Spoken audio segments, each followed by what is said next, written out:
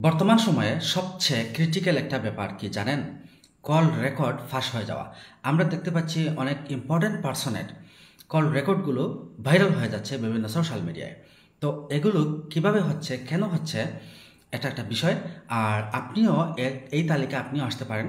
অর্থাৎ আপনারও কলের রেকর্ডটা আপনার পার্সোনাল বিষয়ে যার সাথে কথা বলছেন সেটাও আপনার লিক আউট হয়ে যেতে পারে এবং সেটাও ভাইরাল হয়ে যেতে পারে। তো এর থেকে নিজেকে নিরাপদ কিভাবে রাখবেন আমি এই ভিডিওতেই আলোচনা করছি, একটু মনোযোগ সহকারে দেখবেন। আসলে কল রেকর্ড আমরা দেখতে পাচ্ছি যে বিভিন্ন সোশ্যাল মিডিয়া অনেকের ফাঁস হচ্ছে বা ভাইরাল হচ্ছে। তো এইটা কি আমরা মনে করছি এভাবে যে যার সাথে কথা বলছি সে অগোচরে কলটা রেকর্ড করে সেটা কোনোভাবে কৌশলে সেটাকে আউট করে দিচ্ছে? না। তাহলে কি মোবাইল কোম্পানি বা সিম কোম্পানি আপনার কলটা সেটা আউট করে দিচ্ছে বা ভাইরাল করে দিচ্ছে, বের করে দিচ্ছে? তাও না। আপনার আমার কল রেকর্ডটা আপনার আমার হাতে থাকা ডিভাইস থেকেই কিন্তু বের হতে পারে। আপনার আমার হাতে থাকা ডিভাইসের সেটিং এর কারণেই কিন্তু আপনার আমার কলটা রেকর্ড হয়ে সেটা আউট হয়ে যেতে পারে এবং সেটা একটা ভাইরাল আকারে একটা রূপ ধারণ করতেই পারে।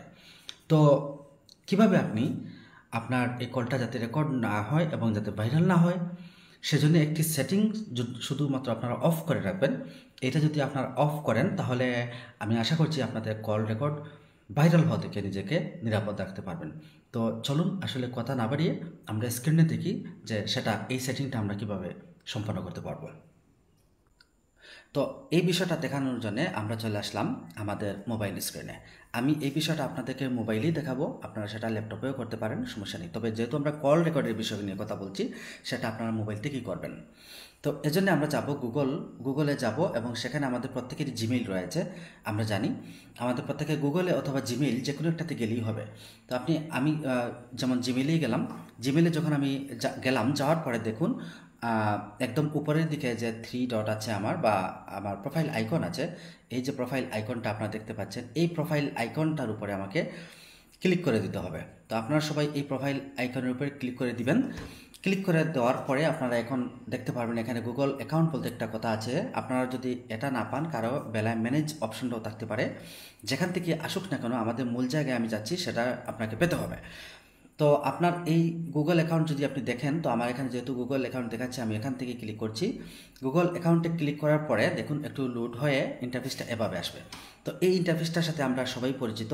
এখানে আমাদের গুগলের হোম এবং personal info, data, privacy, security, people and sharing, তারপরে অনেকগুলো অপশন আমাদের আছে, পেমেন্টস অ্যান্ড সাবস্ক্রিপশনস। তো এই বিষয়গুলো আমাদেরকে পাওয়ার জন্যে আমরা ম্যানেজ থেকে আসি অথবা গুগল অ্যাকাউন্ট যেখান থেকে আসি না কেন, আমরা গুগল থেকে আসবো অথবা আমরা জিমেল থেকে আসবো। তো এই বিষয়টা যখন আমরা পাওয়ার পরে দেখুন ডাটা অ্যান্ড প্রাইভেসি বলতে একটা কথা আছে।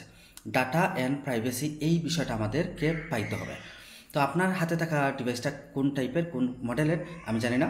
আপনারা এই ডাটা অ্যান্ড প্রাইভেসি পাওয়ার জন্য গুগল থেকে কোথায় থেকে পাবেন সেটা আপনি খুঁজে বের করবেন। তো যাই হোক, ধরে নিলাম আপনি পেয়ে গেছেন ডাটা অ্যান্ড প্রাইভেসি অপশনটা। যখন আপনি ডাটা অ্যান্ড প্রাইভেসি অপশনটা পেয়ে গেলেন, আমি আবার ক্লিক করছি।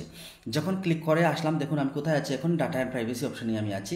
ডাটা অ্যান্ড প্রাইভেসি অপশনের ইন্টারফেসটা এগুলো সম্পূর্ণটা আমি এখানে আসলাম। যখন আমি এখানে আসলাম, আসার পরে একটু আমরা নিচের দিকে যাব। নিচের দিকে যাওয়ার পরে আপনি দেখবেন এখানে গিয়ে ওয়েব অ্যান্ড অ্যাপ অ্যাক্টিভিটি নামে একটা কথা আছে। ওয়েব অ্যান্ড অ্যাপ অ্যাক্টিভিটি এই জায়গাটা আমার অন করা আছে, তো এই জায়গা আপনারও অন থাকবে। তো সেটা নিয়ে ভাবার দরকার নেই, আমরা ওয়েব অ্যান্ড অ্যাপ অ্যাক্টিভিটির উপরে ক্লিক করে দিব। যখন ওয়েব অ্যান্ড অ্যাপ অ্যাক্টিভিটির উপরে আমরা ক্লিক করে দিচ্ছি তখন লোড হয়ে এভাবে আসলো, অ্যাক্টিভিটি কন্ট্রোলস নামে ইন্টারফেসটা এভাবে আসলো। আসার পরে আমরা একটু নিচের দিকে আমরা যখন যাব, নিচের দিকে যাওয়ার পরে আপনি দেখবেন এখানে একটু লক্ষ্য করি আপনারা দেখবেন যে এই যে অপশনটা include voice and audio activity, এই যে 3 নাম্বার অপশনটা সবারই আছে। Include voice and audio activity ভালো করে দেখে নিন। Include voice and audio activity এই জায়গাটার মাঝে আমার টিকমার্ক দেওয়া আছে। ওকে, আমার এখানে টিকমার্ক দেওয়া আছে। তো এই টিকমার্কটা থাকার মানে হচ্ছে যে আমি যার সাথে কথা বলছি, যাদের সাথে কথা বলছি, চাইলে সেগুলো আউট হয়ে যেতে পারে। এগুলো গুগলেই স্টোর হচ্ছে এবং সেখান থেকে অটোমেটিক আউট হওয়ার একটা সম্ভাবনা থেকে যাচ্ছে। তো আমি এটা অফ করব। এটা আমাদের ওই সিকিউরিটির জন্য, যাতে কল রেকর্ডটা যাতে না হয়, সেজন্য আমরা এই যে include voice and audio activity এর উপরে আমি অন করা আছে, তো আমি চেকবক্সে টিকমার্ক দেওয়া আছে, আমি এটার উপরে অন করে ক্লিক করে দিচ্ছি। ক্লিক করে দেওয়ার পরে আপনারা দেখুন একটু নিচের দিকে যখন আমরা যাব এবং লক্ষ্য করব, সেখানে আছে ক্যান্সেলের পাশে স্টপ সেভিং বলতে একটা কথা আছে। তো এখানে কিন্তু আমার এই যে স্টপ সেভিংটা কিন্তু ইনঅ্যাক্টিভ অবস্থায় আছে, ঠিক আছে। তো এটা আপনাদের বেলাও ইনঅ্যাক্টিভ থাকতে পারে বা অ্যাক্টিভ থাকতে পারে। যদি অ্যাক্টিভ থাকে তাহলে স্টপ সেভিংয়ে ক্লিক করলেই চলে যাবে, আর যদি আমার মতো যদি এরকম স্টপ সেভিং থাকে তাহলে আমরা করবোটা কি, আমরা নিচের দিকে স্ক্রল করতে থাকবো। যখন স্ক্রল করে যখন আমাদের পেজটা সম্পূর্ণ ওপেন হয়ে যাবে, তখন এই দেখুন আমার স্টপ সেভিং অপশনটা আমার অ্যাক্টিভ হয়ে গেছে, অর্থাৎ টোটাল অ্যাক্টিভ হয়ে গেছে। আগে মানে কাজ করতো না, ক্লিক করার মতো অপশন মানে ইনঅ্যাক্টিভ ছিল, এখন অ্যাক্টিভ হয়ে গেছে। তো আমাদের কাজ হচ্ছে এইটা স্টপ সেভিংয়ের উপরে ক্লিক করে দেওয়া। তো যখন আমরা স্টপ সেভিংয়ের উপরে ক্লিক করে দিচ্ছি, দেওয়ার পরে দেখুন সেটিং ইজ অফ বলতে একটা কথা আছে। এবার আমি এই গট ইটের উপরে আমি ক্লিক করে দিচ্ছি।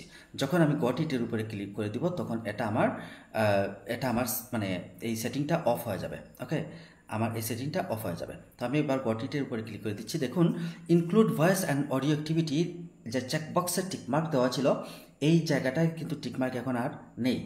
এই জায়গাটার মাঝে এই জায়গাটায় আগে যে চেকবক্সের টিকমার্ক ছিল এখন আর নেই, এটা উঠে গেছে। তো মূলত কাজ হচ্ছে এইটা উঠানো।